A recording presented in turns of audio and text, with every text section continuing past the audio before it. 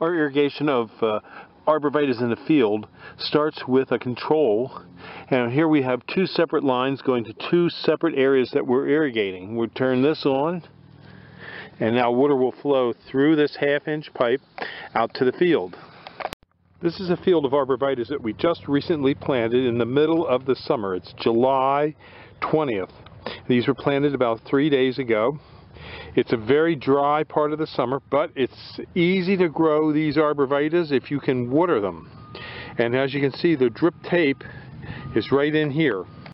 This shows the drip tape dripping water onto the tree. The tree is about 6 inches away from where the water is, but the water will plume out.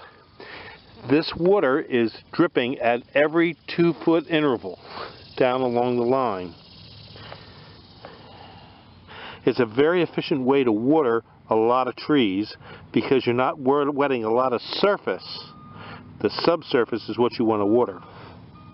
When we're watering arborvitaes or other trees that we've planted, one garden hose can usually water approximately 500 trees easily.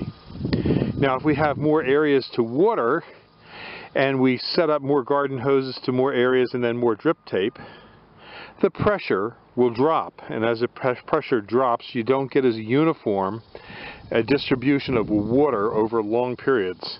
This particular field is about 150 yards long, and there's over 500 arborvitaes in it. So you can see it does a very good job of watering. And we usually do 2 or 3 sections at a time from one well.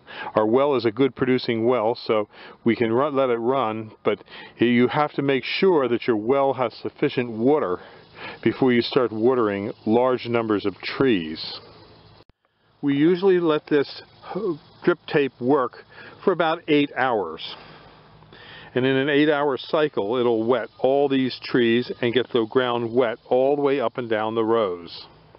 If we see places where the tape is broken, like over here you can see there's a small break, then we'll go back and we'll put a union in that spot and reconnect it. The tape can break because rodents come along and chew on the tape.